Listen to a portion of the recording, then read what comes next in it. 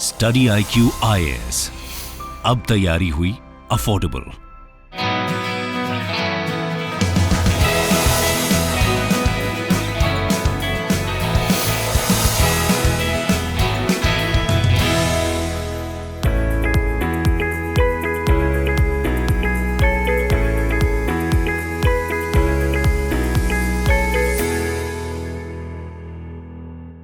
Hello and welcome to study IQ IAS। मेरा नाम है अमृत उपाध्याय और आज सबसे खास मेहमान हमारे साथ हैं। IAS की परीक्षा में सबका सपना होता है कि 21 साल की उम्र में ये परीक्षा निकल जाए तो क्या बात है। फिर मेरे साथ मृदुल शिवहरे हैं जिन्होंने मात्र 21 साल की उम्र में इस परीक्षा को निकाला है। सबसे पहले आपको बहुत बहुत बधाई Mridul. Thank you so much sir.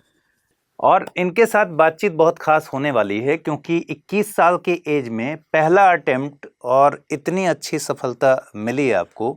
सबसे पहले तो मैं इस पूरी जर्नी को समझना चाहूँगा कि आखिर तैयारी कब से शुरू की कि 21 साल 21.5 साल में आपने रिजल्ट दे दिया। Sir after class 12th only I decided कि मुझे सिविल सेवा में जाना है और सेकेंड ईयर के बाद जो एग्ज़ाम हुए उसके बाद मैंने तैयारी करी सिविल सेवा परीक्षा की और जो लास्ट ईयर BA कंप्लीट हुआ इसके बाद मैंने एग्ज़ाम दिया और फॉर्चुनेटली मेरा पहला अटेम्प्ट में हो गया है। ठीक है, तो मतलब सेकेंड ईयर में आपने पढ़ाई शुरू की, सोचा कब था? Sir after 12th only. After 12th आपने सोच लिया था और पढ़ाई आपने शुरू की सेकेंड ईयर से। तो अगर थोड़ा और विस्तार में बात करें तो कैसे कैसे पढ़ाई की आपने? 12th कहाँ से किया? फिर जब आपने सेकेंड ईयर में तैयारी शुरू की तो किस तरीके से आगे बढ़े? सर मेरी जो schooling Datia district of Madhya Pradesh से ही हुई है और फिर उसके बाद मैंने BA किया है पॉलिटिकल साइंस में अरिहंत कॉलेज इंदौर से। सर एक्चुअली उसमें IIT में जाने का मौका मिला था लेकिन मैंने डिसाइड किया कि मुझे जाना है सिविल सेवा की तरफ। तो मैंने BA किया पॉलिटिकल साइंस में और मैंने ठाना कि अब 12th के बाद तैयारी स्टार्ट कर दूँ, लेकिन सर उसमें एज काफ़ी कम थी तो पढ़ाई स्टार्ट तो करी लेकिन उतनी हो नहीं पाई। लेकिन सर सेकंड ईयर में जब मैं आया तो मैंने अच्छे से सिलेबस उठाई UPSC का, प्रॉपर उसकी नोट मेकिंग स्टार्ट करी और फिर मैंने कोचिंग करी ऑप्शनल सब्जेक्ट की दिल्ली में आकर। और सर दिल्ली में आते ही मेरी तैयारी एक अच्छी बेस पर स्टार्ट हुई और सर ये अच्छी बात है कि मेरा प्रथम प्रयास में ही हो गया है क्योंकि लास्ट ईयर मेरा ग्रेजुएशन हुआ है और इस साल सिलेक्शन हो गया। ये अच्छी ही नहीं, बहुत अच्छी बात है और सबका सपना होता है। मैं कुछ ही लोगों से मिला हूँ जिन्होंने 21 साढ़े 21 साल में ये कामयाबी हासिल की है, तो इसमें कोई डाउट नहीं है कि आपने उस पूरे अब अगला PT तो नहीं देना पड़ा होगा? नहीं सर। ठीक है, आप ऑलरेडी IAS के लिए सेलेक्ट हो ही जाएंगे तो ये बहुत अच्छी बात है। लेकिन मैं अब चाहूँगा कि आप जो लोग वीडियो देख रहे हैं, जो कैंडिडेट्स तैयारी कर रहे हैं, जो एस्पिरेंट्स हैं, उनके लिए बताइए कि फर्स्ट अटेम्प्ट ऐसे बहुत सारे स्टूडेंट्स हैं जो 12th के बाद सपना देखते हैं IAS बनने का, तो उस रूट को भी बताइए कि तैयारी शुरू करने के लिए अभी मान लीजिए कोई 12th में है, उसको क्या करना चाहिए? फर्स्ट ईयर में है तो कैसे तैयारी शुरू करनी चाहिए? सर पहले तो मेरा मानना है कि जो अभी CUT स्टार्ट हुआ है पहले आप CUT अच्छे तरीके से दें ताकि आपको अच्छा कॉलेज मिल सके, क्योंकि सर कॉलेज का बहुत बड़ा रोल है पर्सनालिटी ग्रूमिंग में। जैसे ही आप अच्छे कॉलेज में जाएंगे आपको अच्छे कलीग्स मिलेंगे, अच्छे टीचर्स मिलेंगे, अच्छे रूममेट्स मिलेंगे, अच्छे फ्रेंड्स मिलेंगे। तो sir second year I think is the right time to start with preparation. और सर मेरा मानना ये है कि पहले आप बेसिक्स तैयार करें, फॉर एग्जांपल पॉलिटी और इकोनॉमी के। सर उसका एक स्ट्रेटेजिक रीज़न ये है कि अनटिल अनलेस आपको वो नहीं आते हैं आप अखबार नहीं पढ़ सकते हैं सर, बिकॉज जो न्यूज़ आती है कोई भी आप हिंदू पढ़ते हैं, एक्सप्रेस पढ़ते हो, उसमें एग्जाम्पल से रेपो रेट है। If you don't know what is repo rate then RBI is increasing decreasing, you don't know what is the relevance of this. ठीक है, समझ ही नहीं आएगा। तो सर मेरा मानना ये है कि जब आप तैयारी स्टार्ट करें पहले आप बेसिक्स पे जाइए, पॉलिटी इकोनॉमी और IR के, क्योंकि सर अखबार is the heart and soul of this process. And sir अखबार तक समझ आएगा आपको ये बेसिक कंटेंट तैयार होंगे आपके। तो प्लीज़ आप पॉलिटी इकोनॉमी और IR पे जाइए, then you start with preparation. ठीक है, तो जो लोग नया तैयारी करना शुरू कर रहे हैं उनके लिए है कि आप बेसिक चीज़ें पढ़ लीजिए। NCERT पढ़ना ज़रूरी है या कुछ इस तरह से जो बुक्स हैं उनसे तैयारी कर लें? सर मैंने NCERT अगर पॉलिटी इकोनॉमी तैयार ही करना हो तो कैसे करें? Yes sir.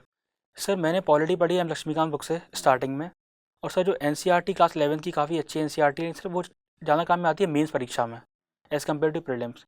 और सर कॉन्सेप्ट ज़्यादा अच्छे दिए गए हैं लक्ष्मीकांत में। ठीक है, तो सर मेरा मानना है कि अगर कोई एस्पिरेंट तैयारी स्टार्ट करना चाहता है तो वो लक्ष्मीकांत से स्टार्ट करे पॉलिटी के लिए।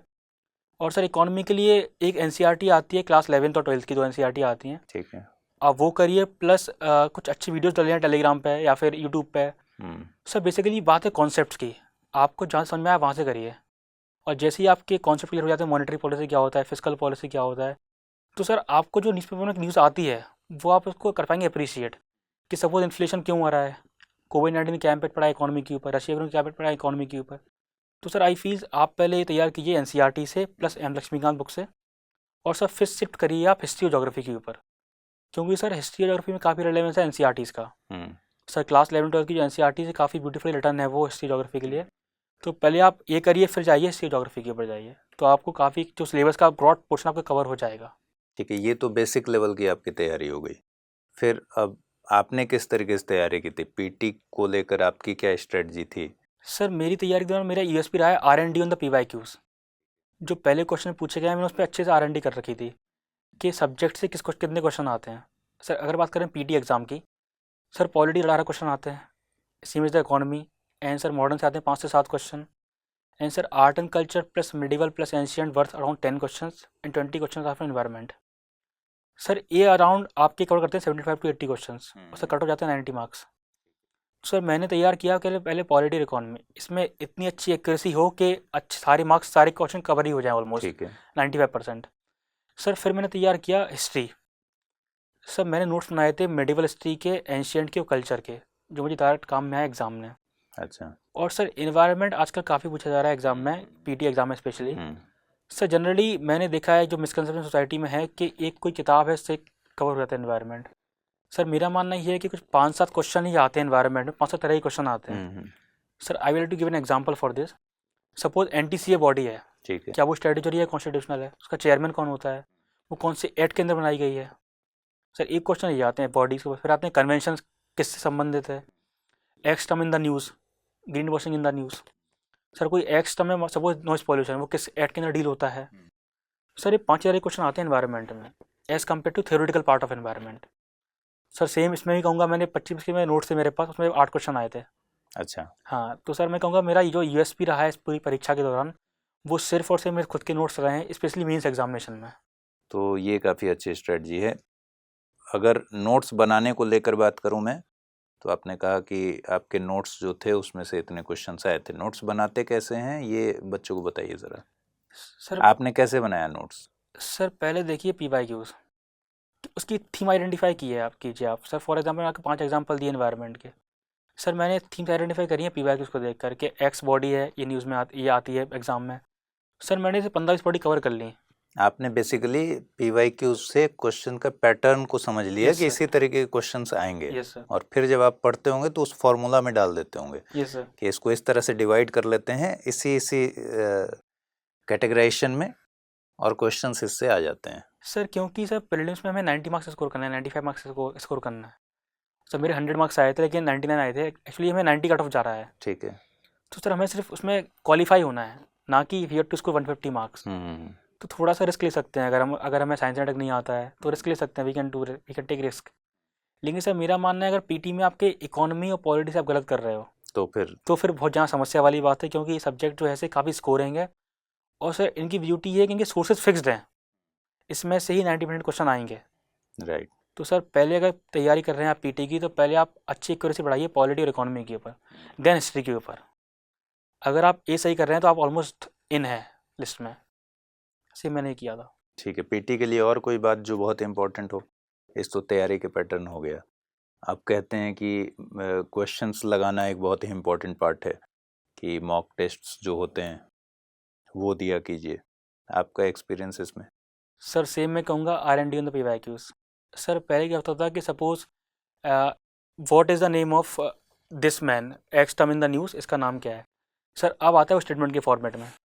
डेट मीन्स सर अराउंड मैंने देखा कि 7 से 8 क्वेश्चन रिपीट होते हैं, if not the question the statement. तो सर अगर आप बार बार PYQs कर रहे हैं, वो आपको चीज़ें रट जाती हैं मुँह के ऊपर कि इस आया था।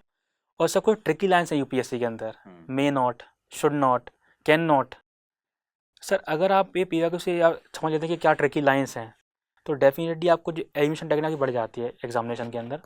और सेकेंडली मैं कहूँगा सपोज ज्योग्राफी टॉपिक है, बहुत ब्रॉड डिसिप्लिन है ज्योग्राफी, लेकिन सर मैंने ये पाया कि उसमें क्या पता तरह क्वेश्चन आते हैं बस।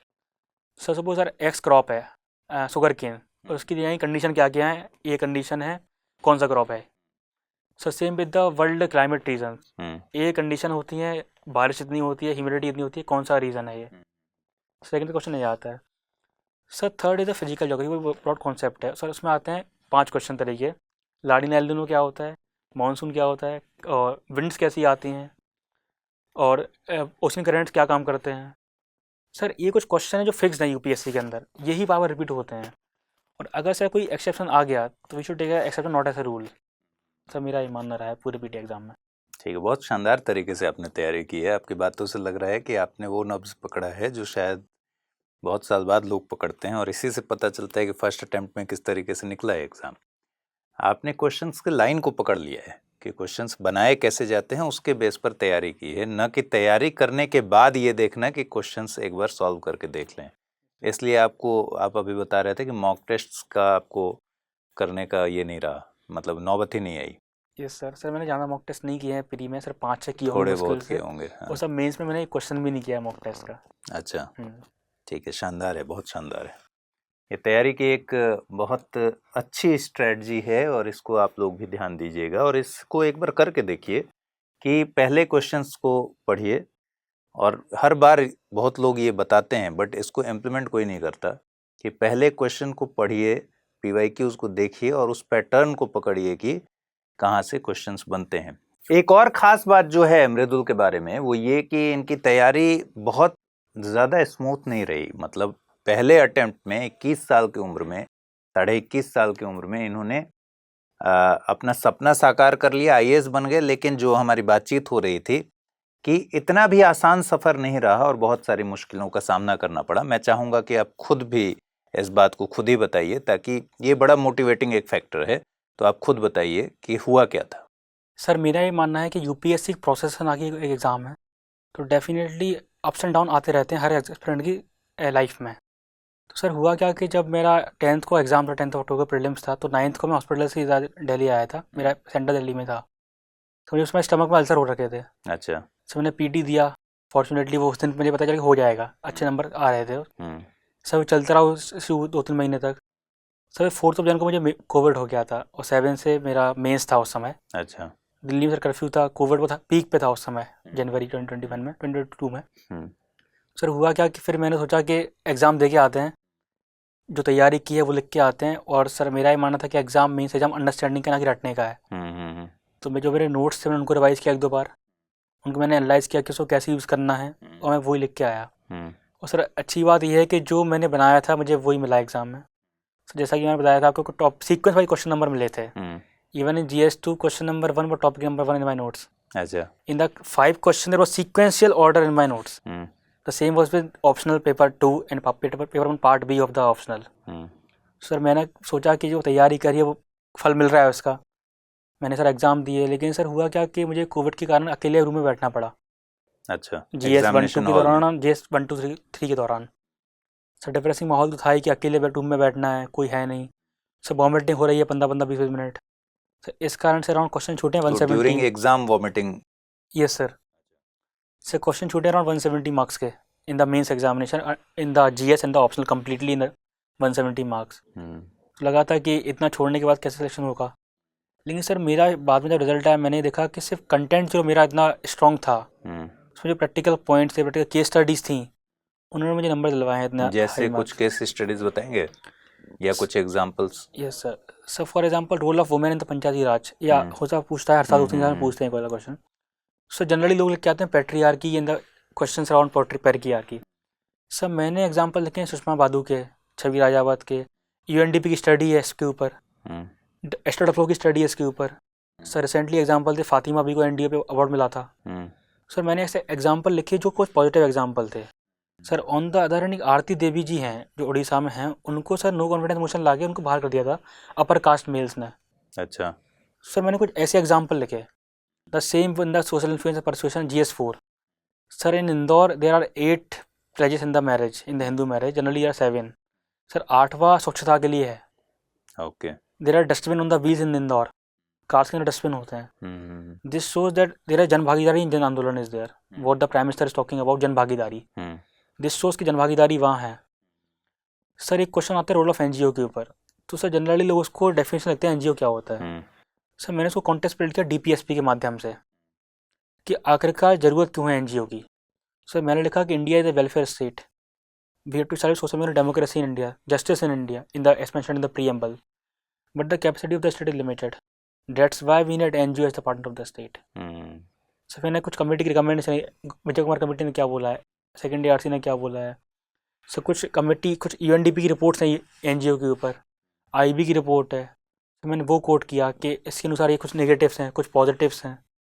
सर इस कारण से मुझे शायद नंबर मिले हैं। ठीक है, बहुत ही शानदार तरीके से आपने इस पूरी तैयारी को, मतलब 170 मार्क्स छोड़ने के बाद अगर आपका रिजल्ट रहा, वेरी फर्स्ट अटेम्प्ट में रहा और आप IAS बन रहे हैं, तो ये अपने आप में थोड़ा आश्चर्यजनक तो है, लेकिन निश्चित तौर पर आपने कॉपी बहुत अच्छी लिखी होगी। इंटरव्यू में क्या रहा आपका? सर इंटरव्यू मुझे काफ़ी कम मार्क्स मिले हैं, ओनली 154 मार्क्स मिले हैं। अच्छा, सिर्फ मेरे, सर मैं मेंस के दम पर ही पास हुआ हूँ, मेरे नंबर 807 है मेंस में, ठीक है, और सर इंटरव्यू में 154 मार्क्स हैं ओनली, जिसमें 960 मेरा टोटल है, टोटल मार्किंग है। ओके। तो आपसे मेंस पर बातचीत करने की ज़रूरत है, क्योंकि आपने इस तरीके से इतना 170 मार्क्स छोड़ने के बाद अगर 800 समथिंग नंबर्स पाए हैं आप, तो मेंस को लेकर अगर पेपर वाइज स्ट्रेटजी पर आगे बढ़ें तो किस तरीके से पेपर 1 को तैयार करें? सर पेपर में 3 सब्जेक्ट आते हैं majorly, history, geography and Indian society. Sir अगर मैंने R&D किया कि कितने मार्क्स के कितने क्वेश्चन आते हैं, सर उसमें मैंने ये आइडेंटिफाई किया कि 95 mark is for geography, 75 is for Indian society, 40 is around for modern Indian history and rest for the art and culture. Sir मैंने अकॉर्डिंगली तैयार किया है इसको। ठीक है, sir for example national movement की बात यदि करें हम, तो जनरली क्वेश्चन आता है कि वाई मॉडरेट्स का कॉन्ट्रीब्यूशन क्या है, उसका फेलियर क्या है। सर मैंने उसको स्टार्ट किया कि Indian national movement for the counter hegemonic movement. Sir कुछ थ्योरेटिकल पार्ट डाला मैंने नेशनल मूवमेंट के अंदर, और सर एक आखिरी मैंने कंक्लूड इससे किया कि although moderates were fail in carrying out struggle against colonialism, but they succeeded in carrying out struggle about colonialism. This shows that India was it is for the counter hegemonic movement. Good. Sir इस साल question आया था भक्ति सूफी movement का क्या contribution है। सर मैंने स्टार्ट किया, it was the amalgamation of great tradition and little tradition in India, some theoretical angle. मैं इसको कंक्लूड किया सर प्रेजेंट रेलेवेंस से, in present era when we are witnessing the intolerance and all, we need to revive the spirit of bhakti era जो featured by caste equality, gender equality, brotherhood, हमें वो present में चाहिए। Sir last in line में ये लिखा कि जो आज इंटॉलरेंस बढ़ रहा है, थोड़ा बहुत बढ़ रहा है जो, उसको मैंने किया कि अब हमें चाहिए भक्ति एरा की स्पिरिट चाहिए हमें अभी प्रेजेंट एरा में, ताकि जो कास्ट इक्वलिटी बढ़ सके प्रेजेंट एरा में, जेंडर इक्वलिटी बढ़ सके, टॉलरेंस बढ़ सके, सर्वधर्म समभाव की हमारी वैल्यूज हैं इंडिया में वो बढ़ सकें। तो मैंने इसको ऐसे कंक्लूड किया था भक्ति सूफी मूवमेंट को। ठीक है। और सर अब बात करें इंडियन सोसाइटी के ऊपर, सर जनरली हाईली तैयारी नहीं किया जाता एस्पिरेंट्स के द्वारा। सर मैंने क्या किया था, उसमें सेम मेरा स्ट्रैटेजी था, कोई टॉपिक मेंशन सिलेबस में कम्युनलिज्म मेंशनड है, गूगल पर जाइए कम्युनलिज्म टाइप की, UPSC टाइप कीजिए, आपको 25 से आर्टिकल मिलेंगे डिफरेंट इंस्टीट्यूशंस के, डिफरेंट हिंदू एक्सप्रेस के आर्टिकल्स मिलेंगे। 5-6 हेडिंग बनाइए आप, इंट्रोडक्शन क्या है, हिस्टोरिकल पार्ट क्या है, डिफरेंट डायमेंशंस क्या है कम्युनलिज्म के, सुप्रीम कोर्ट ने कुछ बोला है किसी केस में क्या, कम्युनिटी ने कुछ बोला है क्या, वे फॉरवर्ड क्या है। सर ऐसे मैंने सारा कंटेंट डाला 5-6 हेडिंग के अंदर, और 3 पेज नोट्स तैयार हो गए। सर हर हेडिंग के मेरे पास नोट्स है और उसमें से ही पेपर आता है। Sir UPSC never ask beyond syllabus and PYQs, around 20 में से 13 क्वेश्चन रिपीट होते हैं हर साल। ज्योग्राफी में सेम कुछ क्वेश्चन है, एक क्वेश्चन साइक्लोन पे आएगा, नेक्स्ट ईयर आएगा अर्थक्वेक के ऊपर आएगा, फिर आएगा वोल्केनिज्म के ऊपर आएगा। सर अल्टरनेटिव ईयर में आते हैं, फिर साइकिल चलते रहता है, साइकिल चलता रहता है, एक समय आ जाएगा, साइकिल चलता रहता है। सही बात है, बिल्कुल सही बात है। और सर आर्ट एंड कल्चर जो हाईली डिफ़िकल्ट एरिया माना जाता है एस्पिरेंट्स के अकॉर्डिंग, सर सेम मैंने फिर उसमें R&D की, 5 क्वेश्चन इंपॉर्टेंट हैं। Sir first is the Mathura art and Gandhara art, हर साल क्वेश्चन आता है, रिपीटेडली आता है ये। भक्ति सूफी मूवमेंट 13 में आया, 15 में आया, 18 में आया, 21 में आया। केव आर्किटेक्चर, बुद्धिस्ट स्तूपा, और एक क्वेश्चन सर आएगा लिटरेचर के ऊपर। सर मैंने एक 5-6 थीम आइडेंटिफाई कर ली आर्ट एंड कल्चर में कि सर यही तैयार की है। सर 30 में तैयार की, उसमें से क्वेश्चन आ गया। तो सर सिर्फ और सिर्फ मेरा मानना है, अगर कोई इंसान अगर सिलेबस पढ़ता है और उसको अच्छे से ढंग से PYQ करता है, क्वेश्चन क्यों आता है और कैसे आता है, तो he can predict the paper के 15 क्वेश्चन रिपीट हो जाएंगे हर साल, तो वही आता है। तो मैं आगे आपसे पूछूं मेंस के पेपर 2, पेपर 3 या पेपर 4 के बारे में, या फिर सारे का जवाब यही है?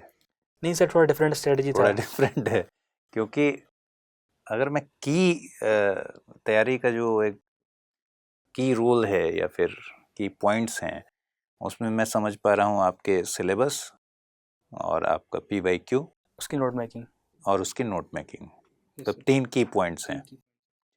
आपके जैसे तैयारी करने में लोग अगर इच्छा रखते हों, विलिंग हों उनकी, तो क्या कहेंगे उनको कि सिलेबस पढ़िए, पहले सिलेबस को दिमाग में उतार दीजिए। Yes sir. और साथ में उसके PYQs देखिए और उसके हिसाब से नोट्स बनाइए। सर एक बार मैं ऐड करूँगा, मैं सही में क्वेश्चन नंबर फिक्स्ड है यूपीएससी के अंदर। Sir in GS2 question number 9, 10, 19, 20 for IR। अच्छा, in GS3 same question are for security, same question in GS1 for society. Sir question number ही फिक्स्ड है अच्छा। कि इस क्वेश्चन पे वाला टॉपिक आएगा।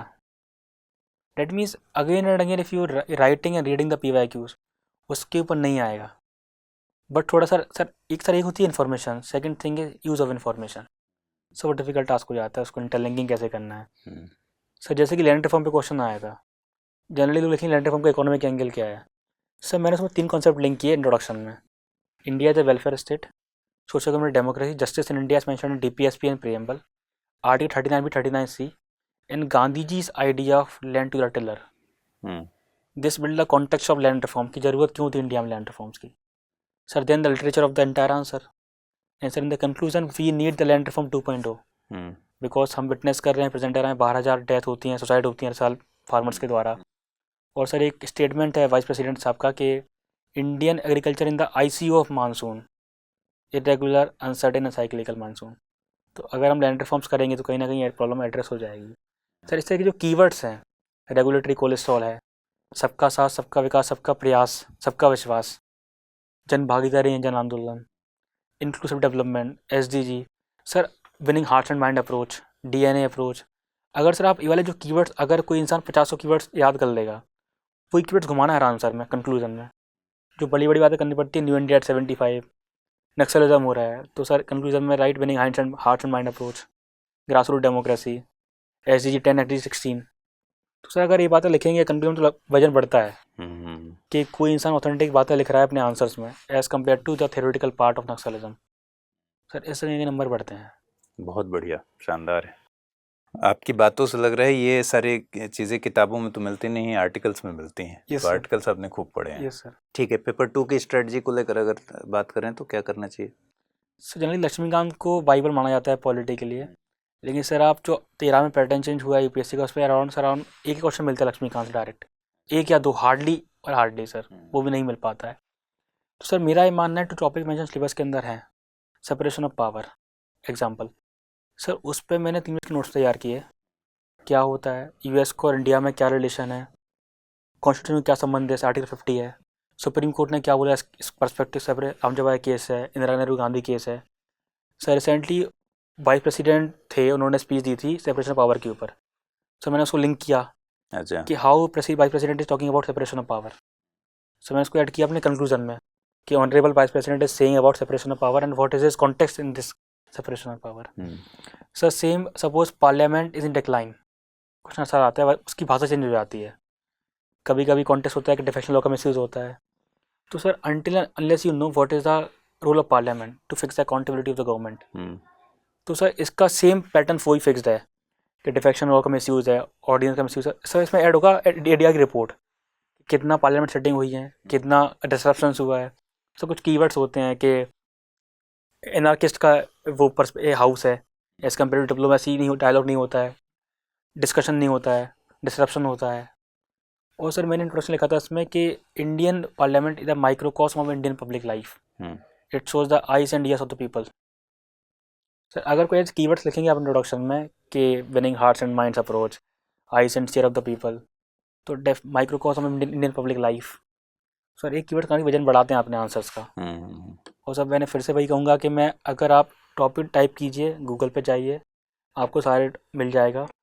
और सर मेरे जो नोट्स हैं मैं डाल रहा हूँ टेलीग्राम पे, मैं अपने चैनल पे, अच्छा, सबको अवेलेबल हो जाएंगे, काफ़ी अपलोड हो चुके हैं उसमें। ठीक है। और सर मैं कहूँगा कि जो वो अगर ये पढ़ते हैं सर, लेकिन दिक्कत इसमें ये रहेगी कि एक होती है इन्फॉर्मेशन, सेकेंड है use of information. Until unless you know how to link the things with the other, you can not use them. The same sir कोई भी चीज़ लिंक हो सकती है SDG से। पॉवर्टी हर क्वेश्चन में आएगा सर, पॉवर्टी क्वेश्चन आया तो India the welfare state, DPSP में क्यों सर, हेल्थ क्यों देना, India the welfare state, education क्यों देना, India the welfare state. Sir her cheese interlinked है, बस आपको लिंक करना है कि नक्सलिज्म कैसे लिंक्ड है कॉन्स्टिट्यूशन से, या फिर एजुकेशन क्यों देना RTE है, सुप्रीम कोर्ट ने एक केस में बोला है। हेल्थ क्यों देना कि इंडिया द वेलफेयर स्टेट है। Sir the art of interlinking very difficult to develop, this is an art. और ये सर आएगी सिर्फ और सिर्फ PYQ लिखने से कि आपको कैसे चीज़ें इंटरलिंक करनी है। और सर इंटरलिंकिंग का ही गेम है एग्जाम में, क्योंकि आप हर चीज़ रट नहीं सकते। ठीक है। और पेपर 3? सर पेपर 3 में फिर से R&D on the PYQ। Sir out of 250 marks 100 are for the economy, out of 100 60 are for the agriculture only. 60 for agriculture, 2 are for 50 marks, 2 are for 10 marks. And sir, secondly, one question on the inclusive growth and poverty of 10 marks. One question on budget and taxation and one question out of the box. Sir that means economy बहुत बड़ा subject है। अगर आप उसमें तैयार करते हैं agriculture 60 marks का उसमें से आएगा। आप तैयार करते हैं पॉवर्टी इंक्लूसिव ग्रोथ उसमें 10 मार्क्स का क्वेश्चन आएगा। तो सर 100 मार्क्स कवर हो जाते हैं इससे इकोनॉमी से। 60 are for the 650 are for internal security. Question number 9, 10, 19, 20 are for internal security. उसमें क्वेश्चन नंबर फिक्स है, क्वेश्चन फिक्स है उसमें। नक्सलिज्म आएगा, फिर आएगा नॉर्थ ईस्ट इंसर्जेंसी, फिर टेररिज्म आएगा, फिर आएगा मनी लॉन्ड्रिंग, साइबर सिक्योरिटी आएगा। तो सर 150 मार्क्स हो गए इसमें। 30 का आएगा डिजास्टर मैनेजमेंट, क्वेश्चन उसमें ही फिक्स है। एक क्वेश्चन आएगा लैंडस्लाइड के ऊपर, GS1 में 3 में दोनों में आएगा, इस साल दोनों में आया था। फिर आएगा ड्रॉथ के ऊपर, फिर आएगा सुनामी के ऊपर। सर एक क्वेश्चन आएगा ब्रॉड कि उसका डिजास्टर फ्रॉम बैक इंडिया में, वो आएगा क्वेश्चन। And sir remaining part is the science and tech. उसमें सर मैं काफ़ी वीक था, मैंने तैयारी नहीं कर पाया था साइंस एंड टेक की। कुछ बड़े बड़े पार्ट थे, आर्टिफिशियल इंटेलिजेंस हुआ, बायोटिक, मैंने सर वो तैयार की थे सिर्फ और सिर्फ। सर एक क्वेश्चन आ गया उसमें से, मैंने लिख दिया सर। बाकी मैंने तो हेल्थ तैयार नहीं थी उतना लिखने के लिए, तो मैंने छोड़ दिए थे वो आंसर। ठीक है, अब पेपर 4 भी डिस्कस कर लेते हैं। सर GS4 में मैंने किया, जब पार्ट 1 की बात करें यदि sir suppose integrity mention syllabus के अंदर है, तो सर इंटीग्रिटी को पहले थ्योरेटिकल पार्ट आइडेंटिफाई किया, डेफिनेशन क्या होती है, ज़रूरत क्या है, इशूज़ क्या आ रहे हैं और वे फॉरवर्ड क्या है। सर मेन नंबर मिले हैं एग्जाम्पल से। सर सपोज लास्ट ईयर कुछ IAS ऑफिसर थे कोविड-19 के दौरान, जिन्होंने सर कोटा में DM सर थे, उन्होंने सर MP दिखाते हुए स्टूडेंट्स को बस अरेंज कराई थी घर तक जाने लगे। अच्छा। सर कुछ IAS ऑफिसर हैं जैसे प्रशांत नायर सर हैं, operation Sulaimani in Kerala, same is with the in the Manipur miracle man of India. And sir last year IAS Avnish sir थे, उन्होंने सर क्या किया था कि वो अपनी डॉटर को लेके गए थे मिड डे मील स्कूल में, उन्होंने खुद खाना खाया, फोटो वायरल। हाँ सर दिस शोज कि हाउ अगर IAS अगर आगे डॉग फूडिंग करेंगे तो how the quality of mid day meal can be improve. The same with the prime minister Modi, how he has done the vaccination first, कि अगर देश के प्राइम मिनिस्टर कर रहे हैं तो सब सही है वैक्सीन में। सर कुछ ऐसे एग्जांपल्स अगर आप कोट करेंगे, सर दिल्ली में ऐसे कि ऑटो पे लिखा है मेरा ईमान महिलाओं का सम्मान। This shows how persuasion is going by the government, red light on meter off. This shows how government is persuading towards climate change and environment protection. अगर सर आप ऐसे एग्जाम्पल लिखते हैं अपने आंसर में, डेफिनेटली इट कैन नंबर्स आएंगे। इंडिस your answer definitely. ठीक है, अब एक बच जाता है ऐसे। Yes sir. अब आपसे बातचीत करते हुए पूरी बात कर ही लेते हैं, क्योंकि आप एक डिफरेंट स्ट्रेटजी से और पूरे तरीके से, मैं कहूँ ट्रेडिशनल तरीके से आपने पढ़ाई ही नहीं की है, और एग्ज़ाम निकालने का मूल मंत्र आज की तारीख में शायद यही है। ठीक है, तो ऐसे वाले पर आपका क्या एक्सपीरियंस रहा, कैसे कैसे काम किया आपने? सर शायद मैं जो कहूँगा कोई विश्वास पात्र नहीं होगा वो चीज़, क्योंकि सर मैंने अपने लाइफ का फर्स्ट ऐसे लिखा UPSC के अंदर जाके। अच्छा सर क्योंकि मेरी हेल्थ इतनी ख़राब थी, मैं अलाउ कर ही नहीं रही थी ऐसे वैसे लिखने के लिए। सर मैंने 5-6 चीज़ें करी ऐसे में कि सर कुछ कोट्स आइडेंटिफाई करिए मैंने थीम्स के ऊपर, वुमेन है, एजुकेशन वगैरह पे, कोई स्टोरी आइडेंटिफाई करी। सर एक क्वेश्चन था, innovation is the blind date with knowledge in the essay paper. Sir मैंने इसको स्टार्ट किया रॉबर्ट ओपनहाइमर के स्टेटमेंट से, now I am become death the destroyer of the world. Sir जब America ने जापान के ऊपर बॉम्ब ब्लास्ट किया तो उन्होंने स्टेटमेंट दिया था गीता को रिसाइट करते हुए, ये लाइन गीता में लिखी हुई है कि दिस शोज कि अगर साइंस विदाउट एथिक्स है तो उससे कितना बड़ा ह्यूमैनिटी के लिए डिजास्टर हो सकता है। सर मैंने उसको ऐसे स्टार्ट किया। सर फिर उसको ले गया एथिकल एंगल पे, सोशल एंगल पे। सर मैंने सारे एंगल्स एक्सप्लोर किए और फाइनली एक तो जो कीवर्ड्स थे मेरे, जो कीवर्ड्स मैंने घुमाए अपने एग्जांपल्स में। आपको example the, regulatory cholesterol, winning hearts and mind, peptic bureaucracy, DNA approach, सबका साथ सबका विश्वास। सर मैंने ये कीवर्ड्स घुमाए हर अपने पेपर में और ऐसे में और ऑप्शनल में, क्योंकि सर एक कीवर्ड से आपके आंसर का डेफिनेटली कुछ वेट बढ़ता है, वैल्यू एडिशन होता है। अच्छे तरीके से आपने बेसिकली एक फार्मूला अपने दिमाग में बना लिया है, एक चार्ट बना लिया है, उस फार्मूले में आप चीज़ों को फिट करते जाते हैं। IIT बेशक आपने ज्वाइन नहीं किया उस समय, लेकिन स्टाइल वही आईआईटी वाला रखा है। ठीक है, मैं कुछ और बातें जानना चाहता हूँ। क्या कभी ये दुविधा नहीं रही कि स्टडी मटेरियल कितना पढ़ना है, कोई कन्फ्यूज़न हो, या फिर कैसे सेलेक्ट किया गया कि स्टडी मटेरियल कौन कौन सा पढ़ना है? एक ही किताब को 2 बार पढ़ना है या 2 किताब को 1 बार पढ़ना है? क्या किया? सर पहले के 8 महीने मैंने जितने कोचिंग के मटेरियल अवेलेबल है मार्केट में सारे पढ़ लिए थे, सारे पूरे देख लिए थे कि इसमें क्या लिखा हुआ है। सर मैंने ये पाया कि जो क्वेश्चन की डिमांड है कहीं ना कहीं प्रैक्टिकलिटी मिस कर रहे हैं। इनका जहाँ ध्यान थ्योरेटिकल पार्ट के ऊपर है। सपोज सर क्वेश्चन वुमेन पे है तो पैट्रियार्की है पूरे आंसर्स में। तो सर मैंने किया कि पहले सारे पढ़े, कुछ पसंद आया तो मैंने नोट कर लिया, कुछ नहीं आया तो छोड़ दिया उसको।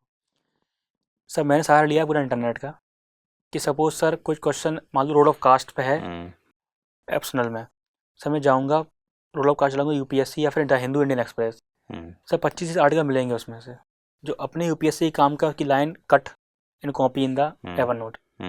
सर सेम मैंने सारे इसका किया था कि जो प्रैक्टिकल एग्जांपल कहाँ से मिलेंगे, वरना अखबार से ही मिलते हैं और कहीं और से पॉसिबल है नहीं, वो किताबों में सब चीज़ें नहीं मिल पाती हैं। सर मैंने बुक्स बहुत कम पढ़ी हैं, लक्ष्मीकांत, स्पेक्ट्रम और थोड़ा नितिन सिंघानिया सर की किताब पढ़ी है मैंने, मृणल सर के नोट्स पढ़े हैं थोड़े बहुत, और सर ऐसे की कोई किताब नहीं पढ़ी है मैंने, ऑप्शनल की कोई किताब नहीं पढ़ी है, सब ऑप्शनल के नोट्स पढ़े हैं मैंने मैम के। सर किताबें बहुत यहाँ कम पढ़ी हैं मैंने, और सर मेरा सर यहाँ इंटरेस्ट आईआर में था। अच्छा। तो मैंने किताब पढ़ी है शिवशंकर मेनन सर की, श्याम चरण सर की, मैंने किताबें पढ़ी हैं आईआर के लिए अपने इंटरेस्ट के लिए और for the optional part. But for GS मैंने जो किताबें सब पढ़ते हैं उससे भी कम किताबें पढ़ी हैं। मेरा मेन माध्यम रहा है कि जो प्रैक्टिकल पॉइंट्स होने चाहिए आंसर में वो होने चाहिए, वो कहीं से भी आएँ, चाहे वो इंटरनेट से आएँ, अखबार से आएँ या फिर मैगजीन से आएँ, कहीं से भी आएँ, वो प्रैक्टिकलिटी आंसर में दिखनी चाहिए। वो ज़्यादा इंपॉर्टेंट था मेरे लिए वो। शानदार है भाई।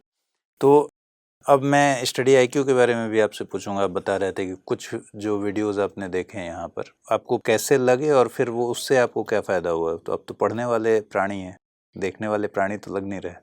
सर वर्ल्ड हिस्ट्री में काफ़ी मैं वीक था, मैंने तैयार नहीं था वर्ल्ड हिस्ट्री।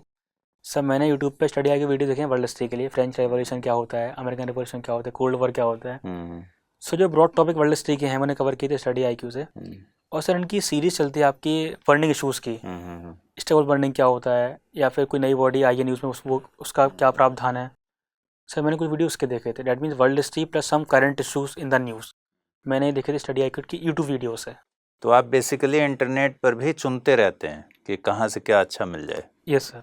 ठीक है, ये स्टाइल है आपका। ऑप्शनल की बात अगर की जाए तो पहला कन्फ्यूज़न ये कि ऑप्शनल चूज़ कैसे किया जाए, आपने कैसे चूज़ किया? सर मेरी चॉइस थी, लेकिन सर मैं कहूँगा कि आप लीजिए इन्फॉर्म्ड चॉइस। सर इसमें डिफरेंस ये होता है कि सर मुझसे किसी ने कहा कि अच्छा ऑप्शनल नंबर अच्छा जाता है ले लो, सर मैंने ले लिया, तो गाइडेंस नहीं था। सर इन्फॉर्म चॉइस क्या होती है कि आप 3-4 पैरामीटर चेकलिस्ट लगाइए, आपका इंटरेस्ट किस में है, पहले तो आप सबका सिलेबस उठाइए 3-4 चीज़ों का, फिर आप आपका इंटरेस्ट किस में है। ठीक है। सेकेंडली कितना गाइडेंस है, कितना मटेरियल अवेलेबल है, पीवाईक्यूज कैसे कैसे आए हैं, कितना स्टैटिक कितना डायनामिक है, कितने कैसे नंबर आ रहे हैं average on the average basis. तो सर 105 चेकलिस्ट हैं, आप उसको आइडेंटिफाई कीजिए, फिर आप ऑप्शनल लीजिए, इसको बोलते हैं इन्फॉर्म चॉइस। सर चॉइस ना करें प्लीज़, इन्फॉर्म चॉइस करें तो ज़्यादा बेहतर होगा ऑप्शनल में। तो आपको भी कन्फ्यूज़न हुआ था या आपने तो ऐसे मतलब किसी दोस्त वगैरह कहने पे ले लिया था या फिर चेक भी किया था कि हाँ ठीक है? सर मैंने किसी कहने पे ले लिया था। बाद में अफसोस नहीं हुआ? नहीं सर, मुझे लगा कि मेरा काफ़ी इंटरेस्ट है इंडियन पॉलिटिकल गवर्नमेंट में एंड इन द आईआर मेरा ज़्यादा इंटरेस्ट है सर, तो मैंने एक सही ऑप्शनल लिया है, नंबर ठीक ठाक आ जाएंगे। कितना टाइम आपने दिया पीएसआईआर को तैयार करने में? सर मैंने क्लास करी है फाउंडेशन कोर्स में, 5 महीने लगे थे मुझे, 5-5.5 महीने। सर फिर मैंने जो पेपर 1 का पार्ट ए है उसके लिए मैंने क्लास के नोट्स का प्राइमरी सोर्स बनाया, for the rest 3 part the same strategy. जो क्लास नोट्स हैं रिसर्च एंड डेवलपमेंट R&D करिए आप, और जो practical exam sir basically point PSIR में स्कॉलर्स का। सर लास्ट ईयर इलेक्शन हुए थे दिल्ली में, तो सर मैंने एनालाइज किया दिल्ली इलेक्शन को from the lens of Subhash Palshikar, Yogendra Yadav. Sir उसमें क्या होता है कि आपको लिखना पड़ता है according to Subhash Palshikar this happened in the Delhi election and the caste question declining and the development question is increasing. Sir मैंने कुछ आर्टिकल्स पढ़े सतीश देशपांडे सर के, सुभाष पालसीकर सर के, योगेंद्र यादव सर के, और मैंने उनको नोट्स बनाए किस फॉर्म में कि इनका मानना ये है, इनका आर्टिकल्स के मानना ये है, और आंसर में सर ये लिखना पड़ता है basically. First you do telling the topics with the concept theoretical part of the PSIR, then the current scholars what they are saying, फिर आपका क्या मानना है। सर सेम फॉर्मेट नोट्स से 3-3 पेज के नोट्स से हर टॉपिक के ऊपर कि ये करना है, बस इसी को आप रिवाइज करना है, ये लिख के आना है। ठीक है। अब करंट अफेयर्स के लिए अलग से एक बातचीत करना चाहता हूँ मैं, क्योंकि करंट अफेयर्स आपका तो हालांकि पूरा स्टाइल ही ऐसा है जिसमें करंट अफेयर्स आ जाता है, बट सिर्फ करंट अफेयर्स के लिए इस लिहाज से बताइएगा कि अब तो आप सेलेक्टेड हैं, जो लोग देख रहे हैं उनको लेकिन उतनी ही दुविधा है, उतना ही कन्फ्यूजन्स होते हैं उनको, तो अब करंट अफेयर्स के लिए वो क्या करें? सर मैं कहूँगा कि सर जो मेरा मानना यूपीएससी के दौरान है, UPSC is interested in contemporary affair, not the current affair. Sir for example honourable prime minister visited Tokyo, this is the current affair कि प्राइम मिनिस्टर टोक्यो गए हैं। ठीक है। Sir contemporary affair Indo Pacific and Quad, UPSC आज the contemporary affair not the current affair. Sir इसका question पूछा है उन्होंने। China US rivalry, this is the issue of 1990s not the present. Sir उनने भी पूछ लिया है बस, डेट मीन्स कंटेम्प्रेरी इशू है वो। सर जो इंडो पैसिफिक का कॉन्सेप्ट 2007 में आया था, जब Shinzo Abe ji Indian parliament में उन्होंने स्पीच दी थी कि dynamic coupling of 2 seas, sir issue तब आया था ये, लेकिन सर पूछा 2021 में है। डेट मीन्स सर कंटेम्प्रेरी में ज़्यादा इंटरेस्टेड है यूपीएससी। सर मैं कहूँगा कि क्वेश्चन सर ऐसे फिक्स होते हैं, suppose sir poverty and hunger हर साल क्वेश्चन आना है। सर इसमें 2 चीज़ें बदलेंगी बस, नया हंगर इंडेक्स आएगा, उसमें इंडिया की रैंकिंग कितनी है, कोई केस स्टडी न्यूज़ में है क्या।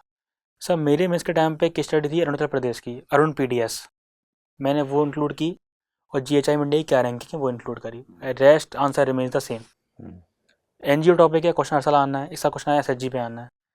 अक्षय पात्र फाउंडेशन न्यूज़ में थी कोविड-19 के दौरान, कष्टकारी संगठन न्यूज़ में थी कोविड-19 के दौरान, 2 एग्जाम्पल ऐड किए, rest notes remain the same. तो सर अखबार से मैंने चेरी पिक किया है केस स्टडीज, अच्छी अच्छी line, last year prime minister said every child in India knows who is India's best friend in context of India Russia relations, ये line add कर ली अपने नोट्स में, रशिया नोट्स में।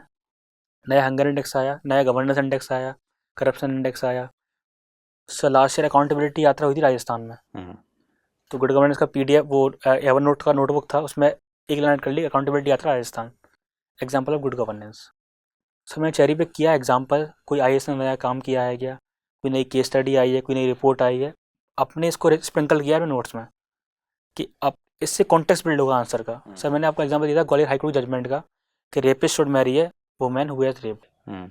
सर इससे कॉन्टेक्स्ट बिल्ड होगा अपने आंसर का कि अगर क्वेश्चन आता है वुमेन जुडिशरी के बाद, तो this shows how the judiciary is insensitive to women issues. Sir मैंने सिर्फ एक एग्जाम्पल ऐड किया अपने नोट्स में, और सर बाकी मैंने कोई मंथली मैगजीन नहीं पढ़ी है आज तक, सिर्फ मैंने फॉलो किया है daily and daily the Hindu. Okay, मैंने इसको नोट्स बनाया प्रॉपरली, एवर नोट के अंदर कट कॉपी पेस्ट किया है। ठीक है, बहुत क्लैरिटी है आपकी तैयारी में। तो मेरे ख्याल से तो इतनी बातें जो हम लोगों ने की हैं, इसमें बहुत कुछ क्लैरिटी नए स्टूडेंट्स और एस्पिरेंट्स को भी बन गई होगी। और आपको अगर कोई बात ऐसी हो जो छूट रही हो तो आप कर सकते हैं। सर मैं 2 बात करना चाहूँगा इस माध्यम से। सर पहला तो ये है कि कुछ लोगों का मानना है कि छोटे शहरों से आते हैं, छोटे स्कूल से, छोटे कॉलेज से आते हैं, तो एग्ज़ाम पास नहीं हो सकता है। ये मेरा भी बहुत ज़्यादा मानना था 5 महीने पहले, जब तक मीन्स का रिजल्ट नहीं आया था। सर मेरा ये मानना है कि अगर मैं छोटे से कस्बे से आके, छोटे से डिस्ट्रिक्ट से आके कर सकता हूँ, छोटे से स्कूल से पढ़े कर सकता हूँ, तो आप लोग कर सकते हैं। एक कम उम्र में 21-22 साल की उम्र में कर सकते हैं, डेफिनेटली डूएबल है, सब लोग कर रहे हैं। और सर सेकेंडली मैं कहूँगा कि आप प्लीज़ 3 चीज़ों को अपना बाइबल बनाइए, सिलेबस, पीवाईक्यू और नोट्स मेकिंग को। उसके बाद कुछ नहीं आएगा, उसको सर ट्रस्ट कीजिए, क्योंकि sir trust is the public good. मेरा ये मानना, यूपीएससी क्वेश्चन भी है ये। और sir thirdly is the health को आप प्लीज़ इग्नोर मत करें, क्योंकि हेल्थ से क्या होता है वो मैं जानता हूँ, मैं वो लाइव एग्जांपल हूँ उस चीज़ का। क्योंकि सर मैं तैयारी दौरान हेल्थ को काफ़ी नेगलेक्ट कर दिया था, फिजिकल हेल्थ पर ध्यान ना देना, तो सर प्लीज़ उसका आप ध्यान दें। सर लास्ट लाइन इधर, read less, think more and revise more, this is the only mantra, क्योंकि आपको बहुत कम पढ़ना है, यानी आपको एनालाइज करना है। मैंने आपको एग्जांपल दिया मेरा ईवन महिलाओं का सम्मान, वो ऑटो पे लिखा हुआ है दिल्ली में, तो पिक द पॉइंट कि ऑटो पे लिखा हुआ है, तो इसका एग्जांपल कैसे है GS4 में ये। सर मेट्रो में सीट रिजर्व है वुमेन के लिए, तो ये कैसे एग्जांपल है वुमेन एम्पावरमेंट का GS4 के लिए। तो आपको अपनी आइस एंड ईयर्स ओपन रखना है हमेशा, and it's highly doable and best wishes. आप फर्स्ट फ्लाइंग क्लास के साथ आएंगे एग्जाम में, एंग्लिश भाषा को सर्व करेंगे। तो चलिए, इस पूरी बातचीत से ज़रूर आपको फ़ायदा होगा, आपकी तैयारी को एक नई दिशा मिलेगी, एक नया डायरेक्शन मिलेगा, और इस पूरी स्ट्रेटजी को आप ठीक से समझिएगा, क्योंकि ये बिल्कुल वैसी स्ट्रेटजी है जिससे एग्जामिनेशन ज़रूर निकलेगा। सिलेबस को पकड़िए, पीवाईक्यूज़ को पकड़िए, और नोट्स बनाइए, ठीक है, और आर्टिकल्स पढ़िए, तो इससे चीज़ें बनेंगी। 21 साल जो हम कह रहे हैं, इसमें एक बात मैं क्लियर कर दूं कि 21 साल एलिजिबिलिटी क्राइटेरिया है फॉर्म भरने का, कि 21 साल होना चाहिए। इसका मतलब है कि इस पूरे प्रोसेस में होते होते इंसान 22 साल का हो जाता है। तो इस पर कहीं ये ना लगे कि 21 साल में 20 ही साल में भर दिए थे क्या फॉर्म, ऐसा नहीं होता। तो फिलहाल बहुत शुक्रिया मृदुल, आपसे इतनी अच्छी बातचीत हुई और इतने नए तरीके से आपने चीज़ों को दिखाया। बच्चों को ज़रूर उससे फ़ायदा मिलेगा और आपने इतना वक्त दिया, इसके लिए भी आपका बहुत बहुत शुक्रिया। Thank you so much sir. Last time मैं कहूँगा एस्पिरेंट्स से, sir I am 24/7 accessible to aspirants. आप जब चाहें कोई क्वेरी हो, स्पेशली जो कॉलेज स्टूडेंट्स हैं, contact me any time on my Telegram channel Mridul Shivaria 8247। और सर मेरी लिंक डली, आप मुझे कॉल कर सकते, डायरेक्टली कॉल कर सकते हैं। अच्छा सर बिकॉज मुझे पता है कि मेरी तैयारी दोनों में, ये बहुत बड़ा कमिटमेंट है। यस सर, मैं वहाँ अवेलेबल हूँ, मैं वहाँ। ठीक सर क्योंकि सर मेरा ये मानना है कि मेरा सिलेक्शन जो हुआ है सिर्फ मेरा नहीं हुआ है, मेरे पीछे काफ़ी लोग थे जिन्होंने मुझे हेल्प करी है। Now it is my chance, my responsibility to help the aspirants. और अगर मैं कर सकता हूँ तो डेफिनेटली मैं करना चाहूँगा। बहुत बढ़िया। तो समझ गए आप कैसे कांटेक्ट करना है मृदुल के साथ। तो फिलहाल आप सबका भी बहुत शुक्रिया। इस एपिसोड में इतना ही रखते हैं, अगले एपिसोड में फिर से मुलाकात होगी किसी नए टॉपर के साथ। नमस्कार। हेलो दोस्तों, मैं अमित। अपनी यूपीएससी की जो मैंने जर्नी स्टार्ट की हुई है, अमित अपनी यूपी से ज़्यादा थैंकफुल हूँ स्टडी आईक्यू प्लेटफॉर्म का। इन्होंने उस इंडिया के हर बच्चे को एक इस तरीके का प्लेटफॉर्म प्रोवाइड किया है जो शायद हम लोग बैठकर अपने गाँव में, शहरों में ऐसी उम्मीद नहीं कर रहे थे, और इतने अफोर्डेबल प्राइस में। स्टडी आईक्यू का नाम एजुकेशन के फील्ड में बहुत ही ज़बरदस्त है, वेल नोन ब्रांड है। इनके स्टडी मटेरियल हो या इनका जो एक्सप्लेन करने का जो तरीका है फैकल्टीज़ का, specially Amit sir, Shashank Tyagi sir and बाकी सारे faculties, they are the very good, very nice. Concept को इस तरह से क्लियर करते हैं कि आपको फिर लाइफ टाइम आप उसे भूल नहीं पाएंगे। और इस प्लेटफॉर्म का जो सबसे बेहतरीन जो पार्ट है वो है 1-to-1 मेंटरशिप। यूपीएससी की जर्नी में आपको क्या नहीं करना है ये जानना ज़्यादा ज़रूरी है, और ये 1-to-1 मेंटरशिप जो प्रोग्राम चल रहा है स्टडी आईक्यू प्लेटफॉर्म के द्वारा, it is the best portion of this package. इसमें अनिल स्वरूप सर, जो इंडिया के जाने माने ब्यूरोक्रेट हैं, वो हम लोगों की समस्याओं का एकदम क्विक रिजॉल्यूशन देते हैं, जिससे कि आपको इधर उधर भटकने की कोई ज़रूरत नहीं होती है। चाहे आप सर से अपना पर्सनल प्रॉब्लम हो या एकेडमिक्स प्रॉब्लम हो, आपका ऑप्शनल चूज़ करने का प्रॉब्लम हो, आपका स्टडी में कंसंट्रेशन नहीं हो रहा हो, किसी भी टाइप का जो भी आपकी इश्यूज़ होते हैं, वो अनिल स्वरूप सर और बाकी हमारे मेंटर लोग बहुत ही खूबसूरती के साथ उसे रिजॉल्व कर दे रहे हैं। Thank you study IQ, I am very thankful to you. Thank you very much. Study IQ IAS, अब तैयारी हुई अफोर्डेबल।